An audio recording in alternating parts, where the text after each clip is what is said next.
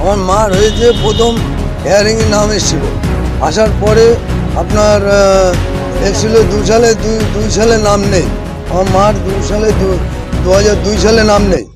আমার নাম আছে, আমার বাড়ির বোর আছে নাম।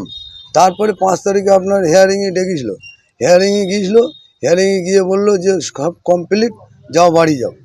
তারপরে আমি পরে বুধবারের দিনকে শুনি যে মার খুব শরীর খারাপ।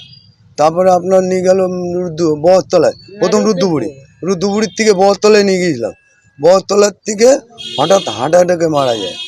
তারপর হেয়ারিংয়ে শুধু মা শুধু টেনশন করতো, হেয়ারিংয়ের জন্য টেনশন করতে বেশি।